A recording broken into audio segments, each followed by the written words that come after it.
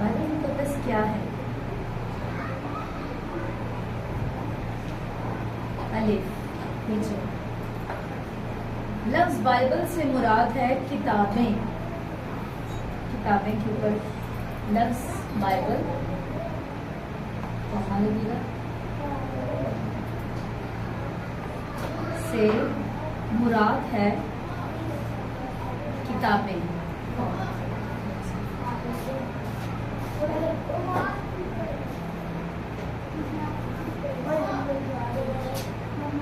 किताबें। और बाइबल मुकद्दस को बाइबल के तौर पर पहचानने जाने से कबल यानी पहले इसे इलाही मुकाशफा की लाइब्रेरी कहा जाता है।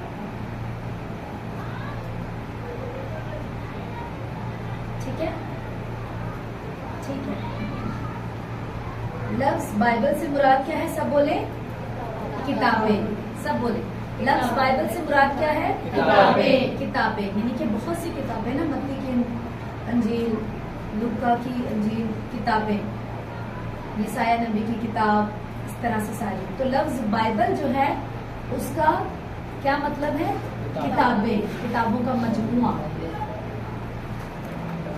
और बाइबल मुकद्दस को बाइबल के तौर पर यानी कि किताबों के जानने से पहले इसे इलाही मुकाशफा की लाइब्रेरी भी कहा जाता है। यानी कि जैसे कुछ लोगों को लाइब्रेरी जाने का शौक होता है बुक्स पढ़ने के लिए, तो जब आप बाइबल को पढ़ने से आप लाइब्रेरी में एंटर किया आपने, और वहां पे बहुत सी किताबें हैं जिनको आप पढ़ेंगे तो आपको मुख्तलिफ जो टाइम्स हैं, दौर है, द्वार है, उनके बारे में पता लगेगा। आमीन। नीचे छोटा सा लिखें नंबर 1, इसी क्या अलिफ का नंबर 1 है, फिर देखिए। ठीक है, ये उन किताबों का मजमूआ है जो कि खुदा के इल्हाम के वसीला से लिखी गई। अब ये किताबों का तो मजमूआ है, आप किसी भी किताबों के मजमूए को बाइबल नहीं कह सकते। जैसे कि लफ्ज बाइबल का अपना मतलब क्या है? किताबें। लेकिन ये आम किताबों को आप बाइबल नहीं कह सकते, क्योंकि ये किताबों का मजमूआ तो है, लेकिन कौन सी किताबों का? जो खुदा के इल्हाम से ताल्लुक रखती है। समझ आ रही? लफ्ज बाइबल से क्या मुराद है? किताबें। सब बोले क्या मुराद है? किताबें। किताबें कौन सी किताबें? ये उन किताबों का मजमूआ या एक ग्रुप है, या उन किताबों को इकट्ठा किया गया है जो कि खुदा के इल्हाम यानी कि खुदा के रूह के वसीले लिखी गई हैं।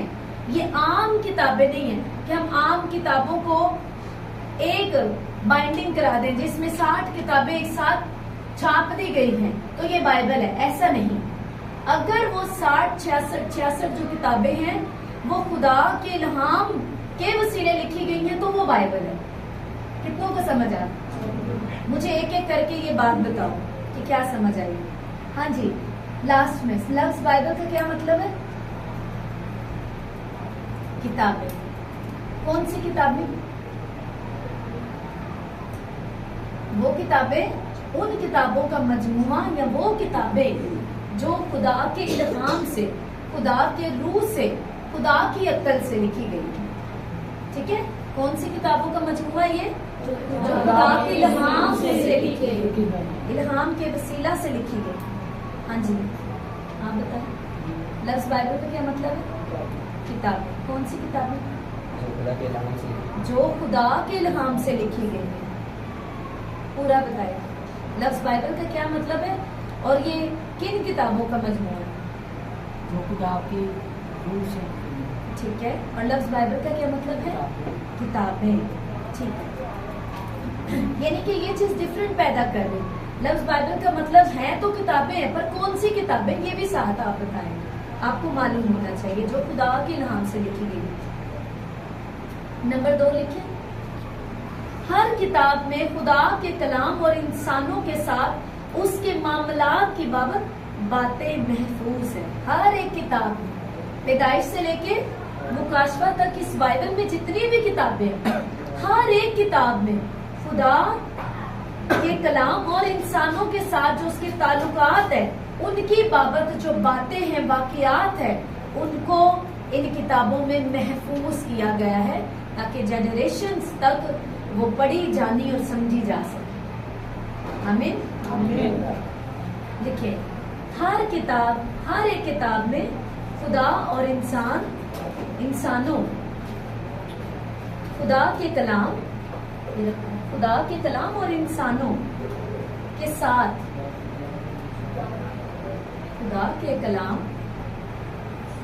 जो साथ साथ लिखते हैं ना, बोलते हुए कई बार उनकी थोड़ी मिस्टेक हो जाती है। मुझे आदत थी ना टीचर के बोलते बोलते लिख लें, तो कभी कभी वो जब उनका जुमला आगे और पीछे हो जाता तो फिर अपना भी आगे पीछे हो जाता। हर किताब ने खुदा के कलाम और इंसानों के साथ उसकी मामलात की बाबत, उसकी लिख दिया हुआ लेकिन उनकी मामलात की बाबत बातें महफूज, उनके मामलात, जुमला नहीं ना बन रहा उसकी प्रिंटिंग में, उनके मामलात की बाबत बातें महफूज है, सेफ है।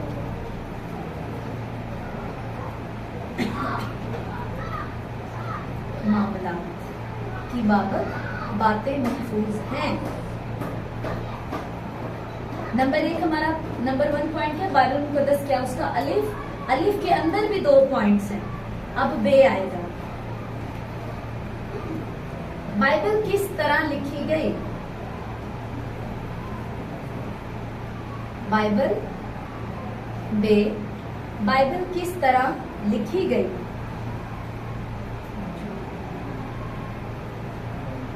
क्या लगता है कि बाइबल किस तरह लिखी गई?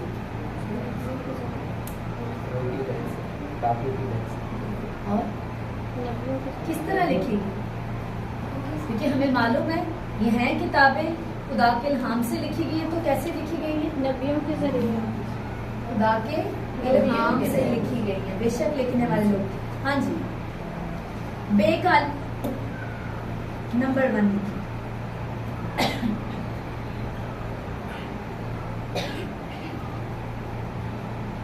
बाइबल मुकद्दस को कम से कम 40 राइटर्स ने, मुसन्निफीन ने 1500 साल से जायद के अरसा में लिखा। 1500 या तकरीबन 1600 साल। कुछ जो है वो बताते हैं कि एक जायजा लगाया जाता है 1500 से 1600 साल के टाइम पीरियड में बाइबल तकरीबन लिखी गई, जिसमें से ख्याल किया जाता है कि 1500 साल का जो अरसा है वो पुराने अहदनामे के लिए, और जो 100 साल का अरसा है वो नए अहदनामे को लिखने में लगा। तो कुल मिला के तकरीबन एग्जैक्टली यहाँ देखो उन्होंने लिखे 1500 साल से ज्यादा, तकरीबन 1600 साल, ठीक है, के अरसा से आप लिख दो तकरीबन 15। बाइबल मुकद्दस को कितने मुसन्निफीन ने, राइटर्स ने लिखा? 40। कम से कम 40 लोगों ने इसको लिखा, कम से कम 40 मुसन्निफीन ने। 1500 साल से ज्यादा अरसा में, जायद मतलब ज्यादा अरसा में इसको लिखा।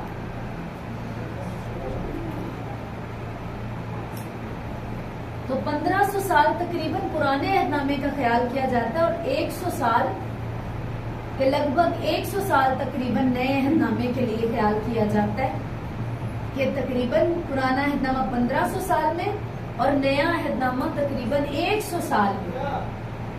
तो 1600 साल के करीब बाइबल मुकद्दस जो है वो कंप्लीट हुई। ये जो किताबों का मजमूआ है ये इस तरह से लिखा गया, अरसा में लिखा गया। जायद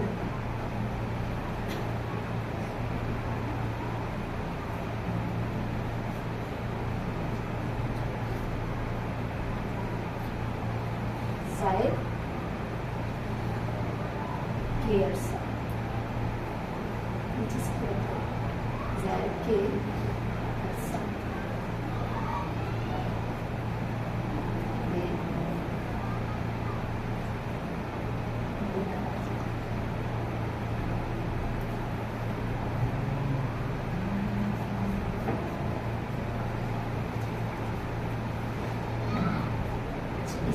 नंबर 1 तालीफ लिखिए।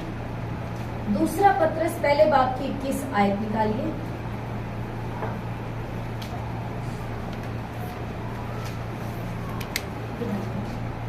दूसरा पत्रस पहले बाब की 21 आयत।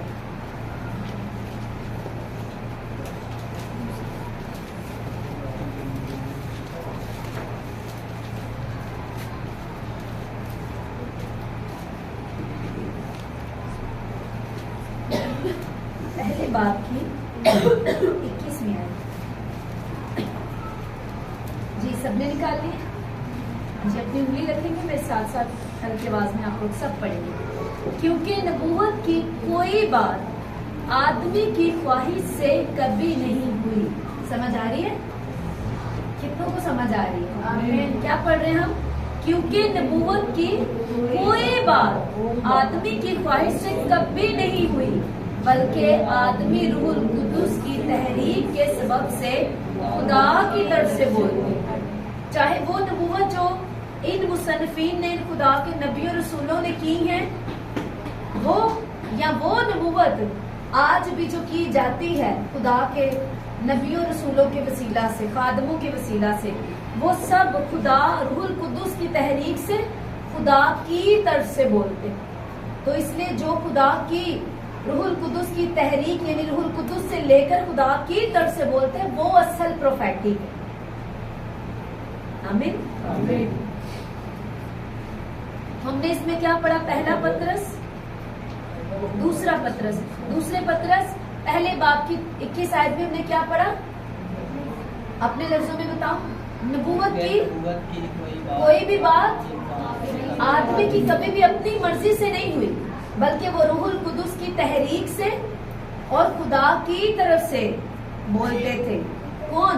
नबी रसूल, जिन्होंने ये जो 40 राइटर्स हैं, उनकी बात हो रही है कि उन्होंने जो कुछ भी इस नबूवत की किताब में लिखा है वो रूहुल कुद्दुस की तहरीक से खुदा की तरफ से वो बोलते थे और उसे को लिखा गया। हाँ जी। दूसरा पत्रस पहले बाब की 21। बाइबल उन आदमियों ने लिखी जिन्हें रूहुल कुद्दुस की तहरीक हासिल थी। इसका बे जो है, बाइबल रूहुल कुद्दुस की तहरीक से लिखी गई।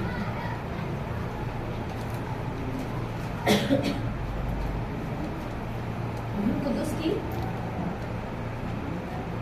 तहरीक से लिखी गई। बे इनमें से, रुके एक मिनट, आदमियों का जिक्र करो ताकि नीचे भी जुमला पहले दोनों मैच हो। बाइबल उन आदमियों ने लिखी, बाइबल उन आदमियों ने लिखी जिन्हें रूहुल कुद्दुस की तहरीक हासिल थी।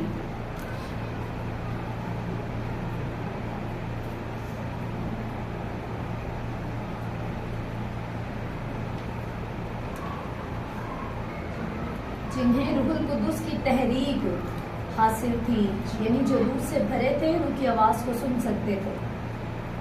जी इसका बे लिखें।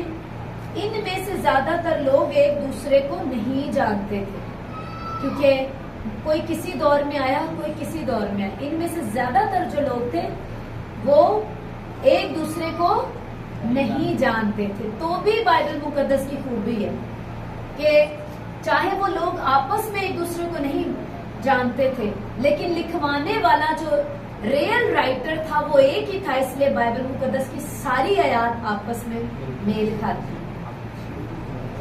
हम पैदाइश से कई बार मुकाशवा में से बात करते हैं। मुकाशवा का रेफरेंस पुराने किसी अहदनामे में, किसी किताब में हमें मिल जाते हैं। जैसे यीशु मसीह ने कहा कि आपकी सिर्फ रोटी ही से जीता ना रहेगा, वो हमें पुराने अहदनामे में एग्जैक्ट वैसा ही मिलता है। समझ आ रही है? नहीं जानते थे।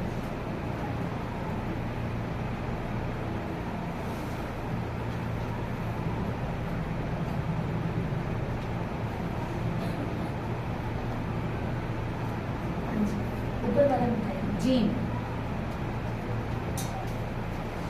हाँ जी, साथ साथ सवालात। बाइबल मुकद्दस को तकरीबन कितने राइटर्स ने लिखा? 40 से ज्यादा, तकरीबन 40, कम अज कम 40 राइटर्स ने लिखा। और ये तकरीबन कितने सालों में लिखी गई? 1500 साल से ज्यादा अरसे में लिखी गई। तो मैंने आपको बताया कि ख्याल ये भी किया जाता है कि कंप्लीट इसे तकरीबन ये जो 1500 से ज्यादा लगा है, आगे भी 100 साल का तकरीबन अरसा लगा जो है वो बताया जाता है कि एक ख्याल है कि ये तकरीबन 1600 साल लग गए। अब दूसरा पत्रस में क्या पत्रस रसूल लिखते हैं कि जितनी भी नबूवत की ये किताब है ये सब जिन आदमियों ने लिखी है तो वो कैसे लिखी है? रूहुल कुदुस की तहरीक से। वो सब क्या करते थे? खुदा की तरफ से वो जो राइटर्स थे वो बोलते थे। नबी जो वो बोलते थे या जो लिखने वाले थे वो खुदा की तरफ से बोलते थे। अच्छा जी, सारे एक दूसरे के रिश्तेदार थे जो आपस में सलाह करके चलो लिखते हैं। 40 लोग इकट्ठे हुए, रिश्तेदार थे, चलो जी बाइबल बनाते हैं। हाँ नहीं, इनमें से ज्यादातर लोग एक दूसरे को नहीं जानते थे क्योंकि उनका टाइम पीरियड इस दुनिया में आने का और जाने का डिफरेंट था। बहुत से बहुत थोड़े टाइम के लिए आए, मतलब कुछ सालों के लिए, बहुत से बहुत लंबे अरसे के लिए लंबा टाइम उन्होंने गुजारा। इस अपनी खिदमत का टाइम उनका लंबा था। ओके जी, जीम लिखिए, अलिफ बे और अब इसका जीम।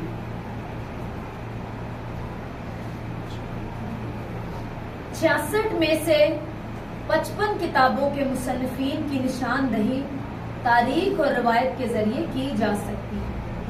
66 जो किताबें, उनमें से जो 55 बुक्स हैं, 66 में से 55 जो राइटर्स की निशानदही है तारीख और रवायत के जरिए की जा सकती है।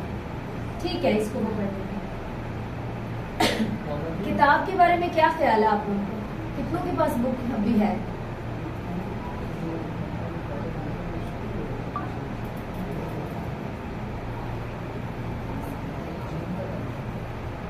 मुसन्निफीन की निशानदही लिखी।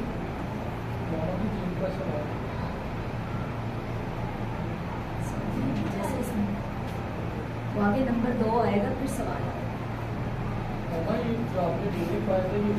उसका जी बताया भी, अलिफ बे जीम। जीम क्या लिखना है? अलिफ मिटाओ और जीम लिखो।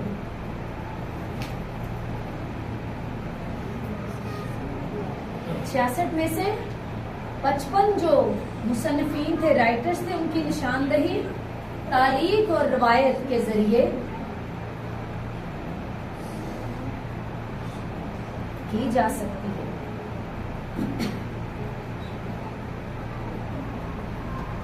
इसमें जो अलिफ बे जीम बताया ना, नंबरिंग आगे नंबर 1 लिखिए। ये किताबें, सुने मेरी बात, अभी लिखे ना आप लोग, जब लेसन करेंगे तो आप वहां से ये चीजें लिखना। सारी बातें अगर मैं लिखवाऊंगी तो फिर बहुत 9-10 बज जाएंगे। अब ये जो है आगे लिखा है, ये किताबें असल में इब्रानी जो यहूदियों की जुबान थी, उसके साथ साथ अरामी और यूनानी जो उस दौर की बैनुल अक़वामी यानी इंटरनेशनल जुबानें थी, उनमें लिखी गई थी। कितनों को समझ आ रही? अब ये जो किताबें हैं असल में जो अबरानियों की जुबान थी वो कौन सी थी? यहूदियों की जो जुबान थी वो कौन सी थी? अबरानी। यहूदियों की जुबान कौन सी थी? इब्रानी। ये जो किताबें हैं, यानी कि जो किताबों का मजमुआ जिसे बाइबल कहते हैं, ये किताबें इब्रानी यानी यहूदियों की अपनी जो असली जुबान, जैसे आपकी असली कुछ की, जैसे जो गोरे अंग्रेज, उनकी अपनी जुबान क्या है? इंग्लिश है। चाहे वो उर्दू सीख ले, लेकिन उनकी अपनी मदर टंग क्या है? इंग्लिश है। आपकी और हमारी क्या है? पंजाबी है हमारी, ठीक है ना। उर्दू हमारे मुल्क की जुबान है, इसलिए हमें आती है और हमें सीखनी जरूरी है, क्योंकि जहां बाहर निकलेंगे हमारी कौमी जुबान है तो हमें आनी चाहिए। लेकिन अब इंग्लिश हमें इसलिए आनी चाहिए क्योंकि वो इंटरनेशनल जुबान है। घर में पंजाबी हम बोलेंगे, सब समझेंगे। हमें बाहर जॉब में जाना है, मुल्क में किसी भी इदारे में हमारी बातचीत की जरूरत है, हर जगह पंजाबी नहीं समझी जाएगी, लेकिन उर्दू चूंकि कौमी जुबान है तो पूरे मुल्क में जानी और समझी जाए, ऐसे ही ना। अब अगर हमें मुल्क से बाहर जाना है, इंटरनेशनल लेवल पे आगे जाना है, तो हमें इंग्लिश सीखनी पड़ेगी, ताकि मैं जिस भी मुल्क में जाऊं तो अंग्रेजी को हर कोई समझ सके, क्योंकि वो बैनुल अक़वामी जुबान है, इंटरनेशनल लैंग्वेज है, तो वो हर जगह बोली और समझी जाती है पूरी दुनिया में। तकरीबन पूरी ही दुनिया में नहीं जाती, लेकिन तकरीबन ज्यादातर ममालिक में इंग्लिश जो है वो समझी और बोली जाती है। कितनों को समझ आया? इसी तरह ये जो किताबों का मजमुआ है, ये यहूदियों की जो अपनी जुबान थी, कौन सी थी? कौन सी? इब्रानी जुबान। इब्रानी जुबान में, और उस टाइम की जो बैनुल अक़वामी इंटरनेशनल लैंग्वेज थी वो थी अरामी और यूनानी। तो जीसस क्राइस्ट और उनके जो शागिर्द थे वो कौन सी लैंग्वेज बोलते थे? अरामी, जो सबसे पुरानी लैंग्वेज है। जीसस अरामी में बोलते थे, और उनके डिसाइपल यहूदी थे तो इब्रानी भी समझते थे। उन्होंने नया अहदनामा लिखा तो यूनानी में लिखा। क्यों लिखा? क्योंकि वो इंटरनेशनल लैंग्वेज थी और सभी लोग उसको समझ सके। पुराना अहदनामा इब्रानी में लिखा गया और नया अहदनामा यूनानी में लिखवाने का पाकरू का खास मकसद था, क्योंकि उस दौर की वो इंटरनेशनल लैंग्वेज थी और ज्यादा से ज्यादा लोग उसको पढ़ और समझ सकते थे। ठीक है, तो नया अहदनामा पाकरू में लिखवाया ही यूनानी जुबान। समझ आ गई? ओके, इसका दूसरा नंबर है, हालांकि ये किताबें, ठीक है, जीम का मैं 1 और 2 बताया। हालांकि ये किताबें मुख्तलिफ आदमियों ने मुख्तलिफ अदवार यानी मुख्तलिफ दौर में, दौर की जमा अदवार में लिखी, मुख्तलिफ टाइम्स में लिखी, मगर इन सब का मरकजी मौजू एक ही है। सब बोलो, मरकजी मौजू क्या है? एक ही। हालांकि ये किताबें, ये तो याद रखने वाली बातें है ना जो मैं आपको अभी बता रही हूँ, कि ये किताबें कौन सी जुबानों में लिखी गई? अबरानी, यूनानी और अरामी में। अरामी और यूनानी वजह क्या थी? इंटरनेशनल थी, और इब्रानी जो यहूदियों की अपनी जुबान थी। ठीक है, अब ये किताबें जो हैं, हालांकि मुख्तलिफ टाइम्स में, मुख्तलिफ अदवार में लिखी गई, मगर इन सबका जो मरकजी मौजू था, टॉपिक था हमेशा, वो क्या था? एक ही था। और वो टॉपिक क्या था? इंसान के लिए खुदा की मोहब्बत का इजहार और इंसान की निजात का मंसूबा। क्या रहा है मौजू? देखिए, बाइबल की किताबों का मौजू, मरकजी मौजू, आगे मरकजी बाइबल की किताबों का मरकजी मौजू,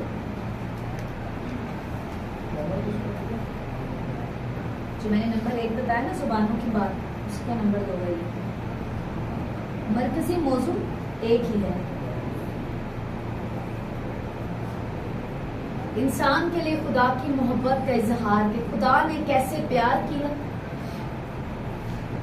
उसके बाद जब इंसान गुनाह में गिरा तो उसको निकालने के लिए क्या मंसूबा खुदा ने बनाया। बाइबल सारी किताबों का मौजू एक ही है, इंसान के लिए खुदा की मोहब्बत का इजहार।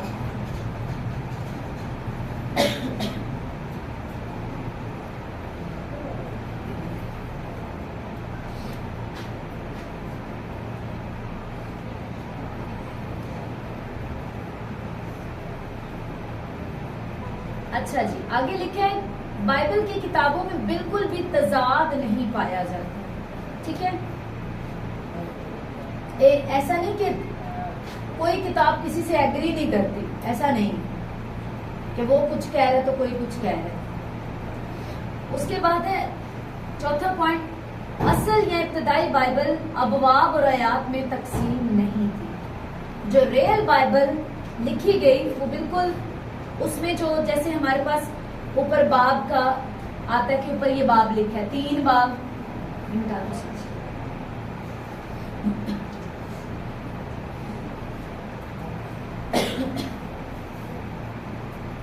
असल में इब्तदाई बाइबल, जो शुरू में जो बाइबल लिखी गई थी, उसमें अबवाब,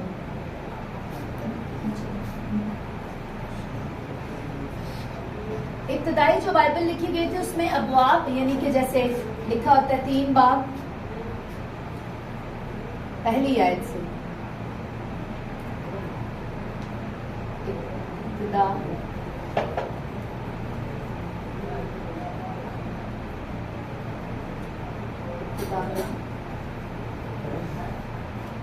कलाम।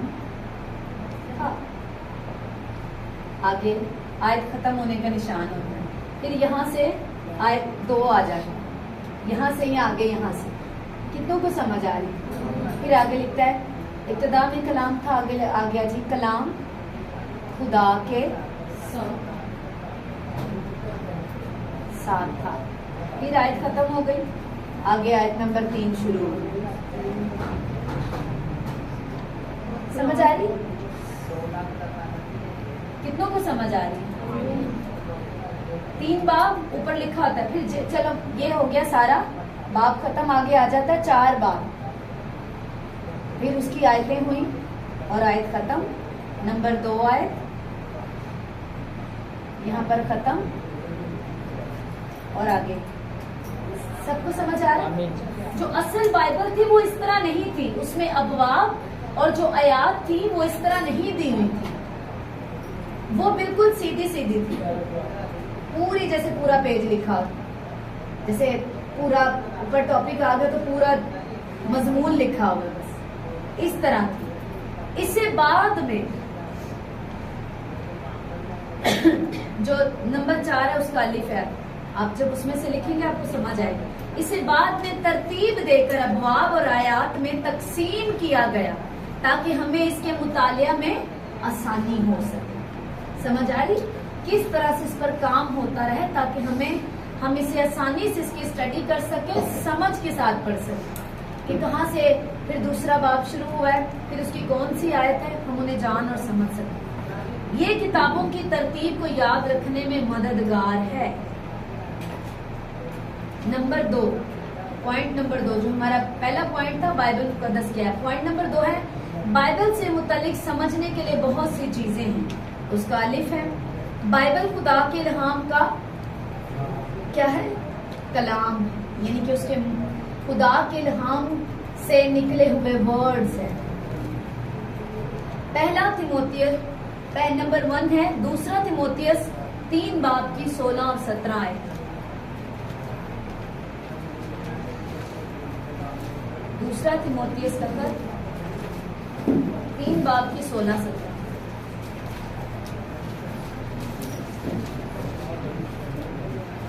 तीन बाब 16-17 आयत।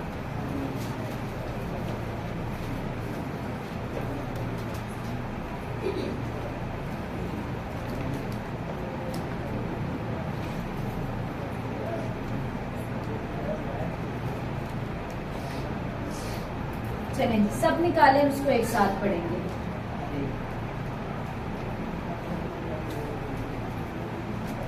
बाइबल खुदा के इल्हाम का कलाम पर लिखें, फिर नीचे वाला बाइबल खुदा के इल्हाम का कलाम है।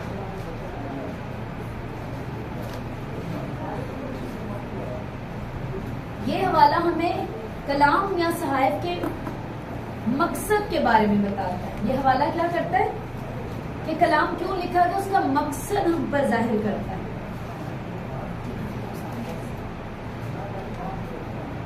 जी ये हवाला निकालेंगे, उसको पढ़ेंगे।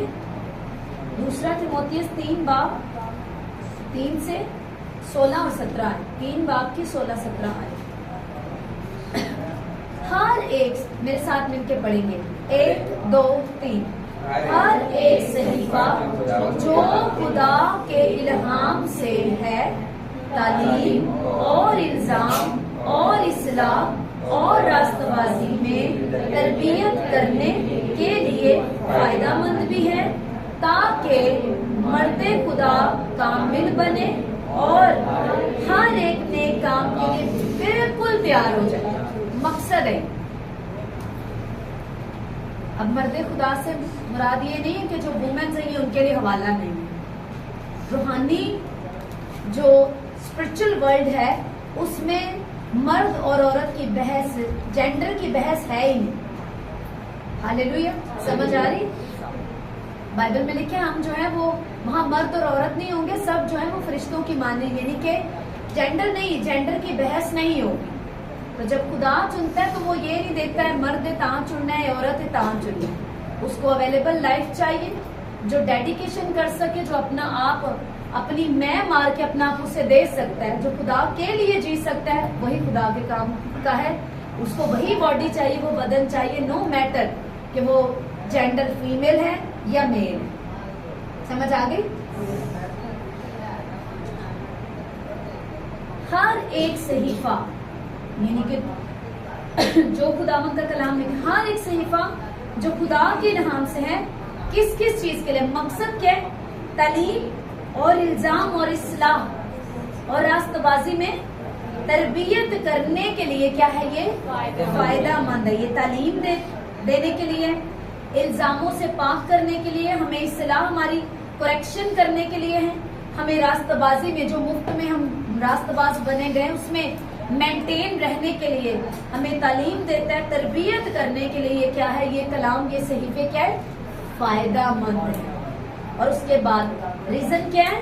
ताकि हर एक मर्दे खुदा, हर एक खुदा का बेटा या बेटी वो क्या बने? परफेक्ट बने। क्योंकि जीसस क्राइस्ट ने क्या हमें कहा? बी परफेक्ट, परफेक्ट बनो, कामिल बनो जैसे मैं परफेक्ट हूँ। इसलिए अगर हम बन ही नहीं सकते तो कभी जीसस क्राइस्ट ना कहते कि बी परफेक्ट, क्योंकि उसे मालूम होता कि ये बन नहीं सकते तो मैं क्यों डिमांड करूं। उसने इसलिए हमें कहा क्योंकि वो जानता है, उसने अपना रूह हमें डाला है, अपनी अथॉरिटी दी है, अपना काम दिया। अब जैसे मान लो मैं आपको मैं भेज रही हूँ, आप जा रहे हो, ये लो ये पैसे, ये किराया लो और फलां जगह चले जाओ। अब आपके पास, मुझे मालूम है ना, तो आपको रास्ता मालूम है ना, आपके पास पैसे हैं, फिर मैं कैसे कहूँ वहां चले जाओ? लेकिन मैंने आपको पैसे दिए, आपको एड्रेस समझाया, आपको नॉलेज दी और आपको बोला अब आप चले जाओ। समझ रहे हैं? इसी तरह जीसस क्राइस्ट ने इख्तियार दिया, पावर दी, अपना रूह दिया, तब बोला बी परफेक्ट। कितनों को समझ आ रही? इसलिए बहाना नहीं कोई कर सकता। अब जो जाने नहीं चाहता उसको रास्ता भी मालूम है, किराया भी मिल गया, पर वो जाना नहीं चाह रहा, तो इट्स मीन वो बहानेबाज है, रीजन और कोई नहीं। तो अगर इंसान जो है उसको जीसस क्राइस्ट ने अपनी अथॉरिटी दे दी, पावर दे दी, अपना पाखरू दे दिया, स्ट्रेंथ दे दी, और अब वो कह रहा है बी परफेक्ट, तो अब जो बनना चाहता है वो बनेगा। इन चीजों को यूज करके, जो हथियार, जो पावर, जो ताकत दी गई है, जो वर्ड दिया, वो उससे बन जाएगा। जो नहीं बना वो आलसी है, वो खुद पापी रहना चाहता है, अपने आप को इंसान पे गुनाह का पुतला। समझ आ रही है? तो इसमें जीसस क्राइस्ट का अगर वो डिमांड कर रहा है तो वो उसकी गलती नहीं है, उसको मालूम है मैंने कर क्या दिया, मैंने इन्हें क्या दे दिए। देने के बाद वो आपसे डिमांड कर रहा है, आपको डिमांड कर रहा है, कमांड कर रहा है, बी परफेक्ट। हालेलुया। ताकि मर्दे खुदा क्या बन जाएगी। अब वचन भी दिया साथ में, इस्लाह दी, तरबियत करने के लिए, लिखित रूप में, लिखे हुए, लिखी सूरत में, रिटन वर्ड दिया, होली स्पिरिट दिया, अथॉरिटी दी, पावर दी, अपना लिखा हुआ वर्ड दिया। हालेलुया। तो कोई भी चीज नहीं रह गई। तालीम देने के लिए, हमें तरबियत देने के लिए पुराने जो वाकयात थे उनको भी लिखवा दिया, ताकि हमारे पास एग्जाम्पल्स भी हों, हम फेथ में भी बिल्ड हो सके। तो कितना अमेजिंग खुदा है ना। समझ आ रही है? कि ऐसे नहीं कह रहा करो। अब वो जैसे ये पेरेंट्स की तरह एडमिशन करा दिया, बैग ले दिया, बुक्स ले दी, हर चीज दिला दी, अब पढ़ना तुमने। समझ आ रही है? उसी तरह पूरा बैग पैक करके हमारा एडमिशन करा दिया, किताबें ले दी, एक किताबों का मजमुआ दे दिया हमारी तरबियत के लिए, इस्लाम के लिए, करेक्शन के लिए। और अब वो कह रहा है कि पढ़ो, सीखो और बी परफेक्ट। आमीन। ताकि मर्दे खुदा कामिल बने और हर एक नेक काम के लिए बिल्कुल रेडी हो जाए, तैयार हो जाए। This is the purpose. ये मकसद है खुदा के इल्हाम को, इन किताबों को आपके और मेरे लिए लिखे रूप में हमें देने, कि हम परफेक्ट बने। समझ आ रही? नहीं आई? आमीन। जो नेक्स्ट टाइम जो सोए ना वो खड़ा होकर क्लास लेगा, जिसको जवाब नहीं देना वो खड़ा होकर, तब पाँव में दर्द होगी तो वो ऊंची बोलेगी। चलें जी आगे।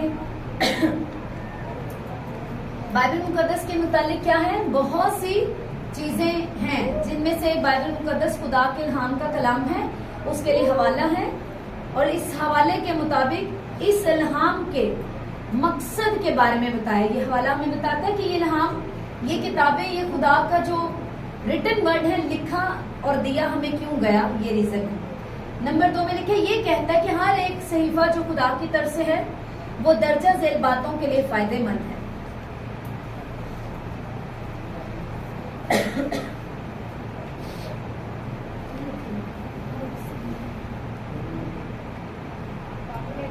हर एक सहीफा जो खुदा की तरफ से है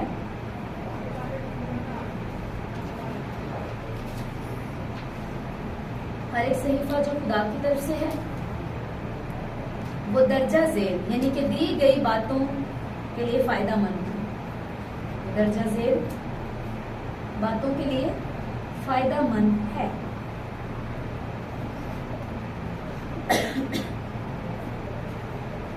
मुझे टाइम बताएं। 8:20।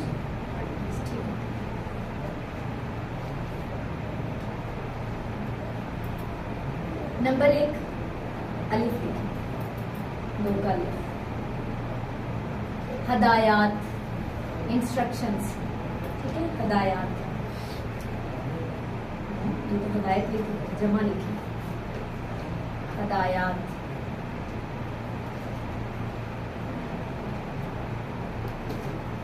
बे, मुजम्मत या असासे जुर्म। मुजम्मत और असासे जुर्म। असासे के नीचे वो लाइन जेर आएगा, असासे यहाँ थोड़ी आएगा, वो 2 के बीच में आएगा। सीन, असासे जुर्म लिखो पहले, दोनों के बीच में आएगा, वो दोनों को जोड़ रहा है ना आपस में।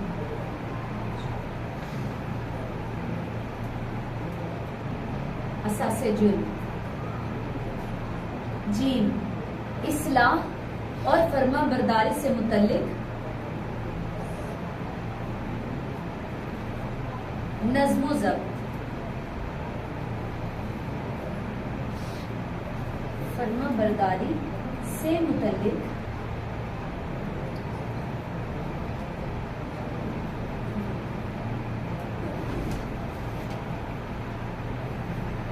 नज़्म ज़ब्त। दाल, रास्तबाजी में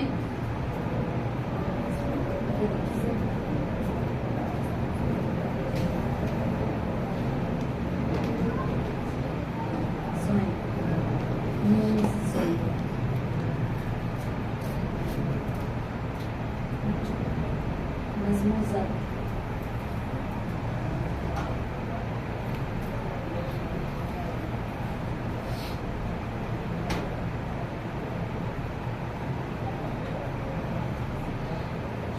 दाल, रास्तबाजी में तरबियत,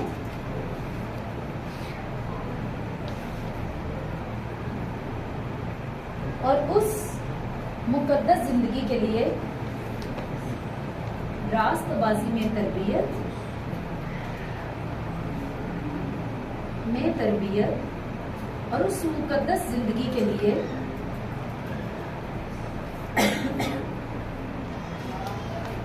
जो कि खुदा की मर्जी के लिए, मुकद्दस जिंदगी के लिए जो कि खुदा की मर्जी, दूसरा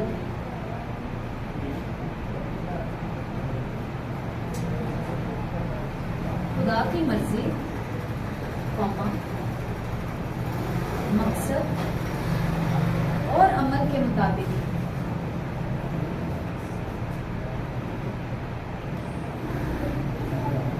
के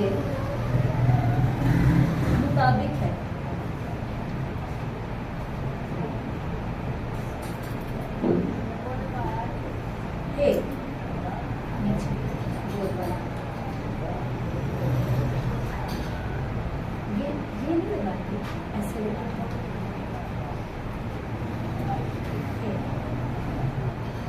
थोड़ा बड़ा और ऐसे कहाँ बड़ा, ठीक है। इस हवाले का एहतताम यानी कि एंड, एहतताम का क्या मतलब है? एंड, आखिर। इस हवाले के आखिर में यानी कि इस हवाले के एहतताम, इस हवाले का एहतताम हमें ये बताता है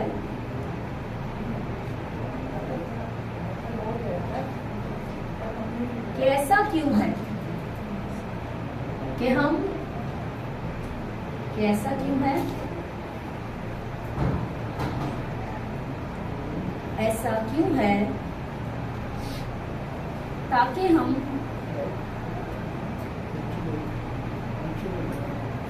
बतौर मसीही यानी मसीही होते हुए, बतौर मसीही यानी मसीही होते हुए नेक कामों के लिए, मसीही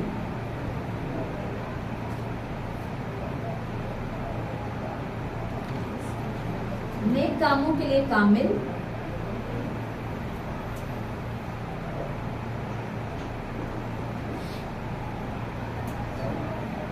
नेक कामों के लिए कामिल,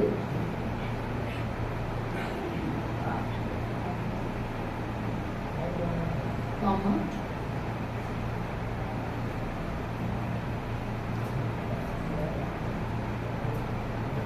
नेक कामों के लिए कामिल, कामिल क्या लिखा है?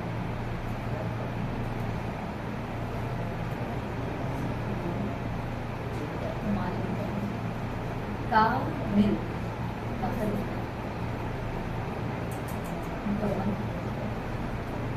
जिसमें भी वैसे लफ्ज आते जाए, कामिल कॉमा नीचे क्यों जरूरत है? कामिल कॉमा अहल, दूसरा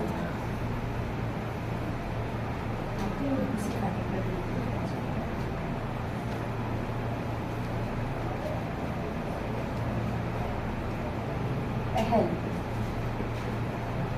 कॉमा लायक,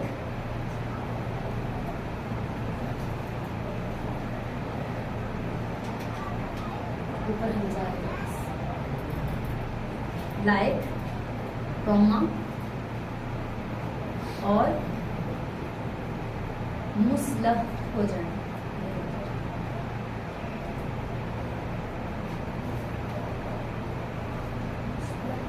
हो जाए। ओके जी, आधा इसका टॉपिक जो है अभी जितना पढ़ लिए इतना भी है, इससे ज्यादा शायद तकरीबन इतना भी है, तो मैं आपको उतने ही सवाल अभी दूंगी। सवाल लिख लें, ये टॉपिक अभी कंप्लीट नहीं हुआ, रफ में सवाल लिख, उनको आपने करके आ जाना, ताकि आधा चैप्टर हुआ तो आधे सवाल भी आपके कंप्लीट हो गए। सवाल नंबर 1 लिखिए, मौजूद 3 सवाल।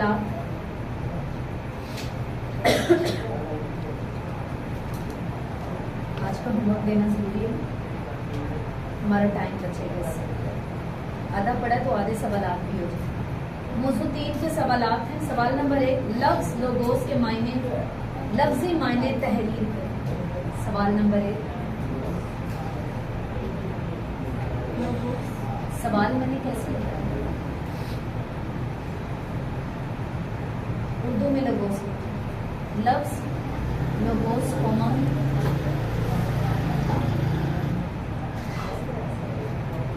के दूसरा लफ्जी मायने तहरीर करें। हम पढ़ चुके हैं ना पीछे,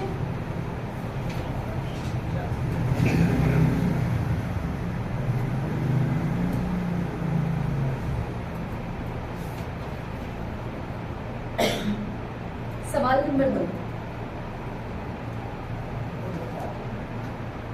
यूहन्ना 1 बाब की 1 आयत की तफसील बयान करें, डिटेल में पूरे पर्चे के ऊपर। और मंगल वाले दिन आप लोगों का सरमन किस उस पे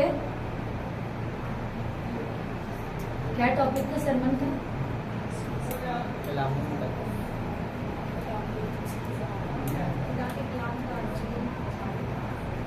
इलाही यूहन्ना की इंजील पहले बाब की पहली आयत को तफसील से बयान करते हैं, पूरी डिटेल में अपना पूरा आपका जो है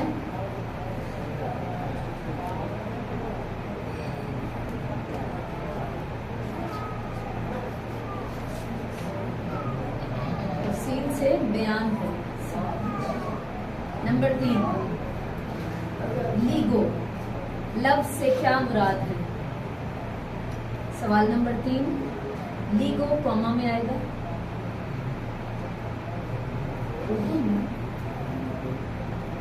लीगो लफ्ज से क्या मुराद है? ठीक है, कॉमा कॉमा से लगाते हैं तो दूर थोड़ा सा उस तरफ से नहीं, उतने आपके डंडे और उतनी जो क्या देखो।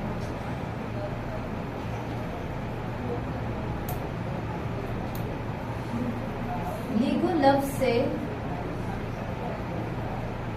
क्या मुराद है? सवालिया निशान। सवाल नंबर 4, बाइबल मुकद्दस क्या है? बयान करें।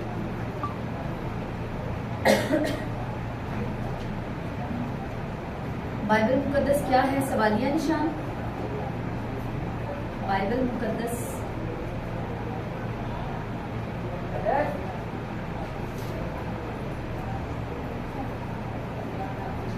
क्या है?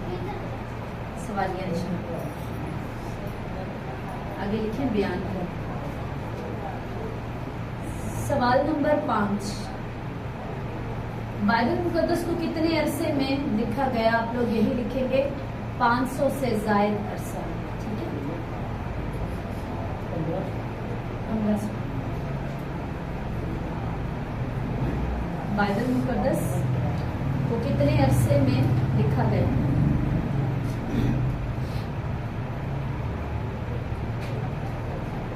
मौजूद 3 में लाके फिर ऊपर सवाल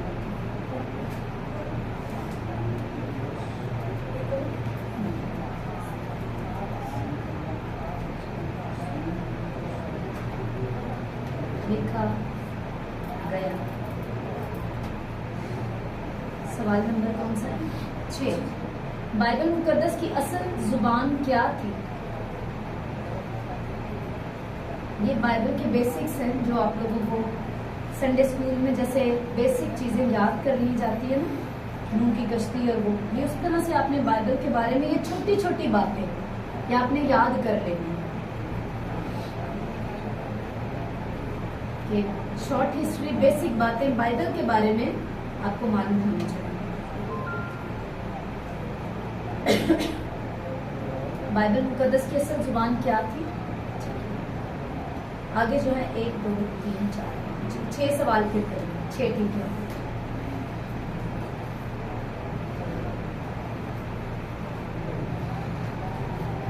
सवाल नंबर 7 जो है वो मैंने उसका आज पढ़ा दिया। सवाल नंबर 7 लिख लो ताकि अभी वो फ्रेश सीखे तो नहीं याद रहेगा।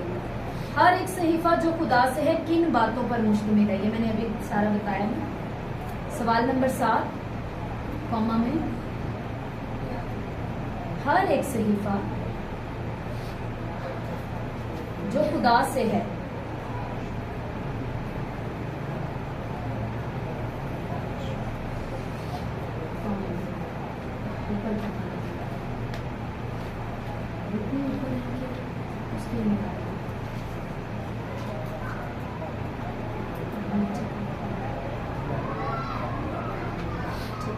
हर एक सहीफा जो खुदा से है, आगे लिखिए किन बातों पर मुश्तमिल है? क्वेश्चन सवाल 7 सवाल हैं आपके पास, ठीक है? किन मुश्तमिल है?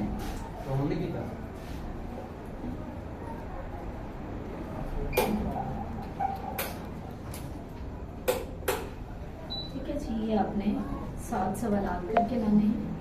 यहाँ तक हम पढ़ चुके हैं, जितना पढ़ाया वहां तक सारे सवाल दे रहे हैं। आगे पढ़ेंगे तो फिर आगे भी अगले सवाल आएंगे। साथ साथ याद करते रहें, टेस्ट में आपको कोई मुश्किल नहीं होगी, क्योंकि ये तो आप लोग रोज की रोटी है ना आपकी, तो ये चीजें आपको परेशान नहीं करनी चाहिए टेस्ट में। ओके जी।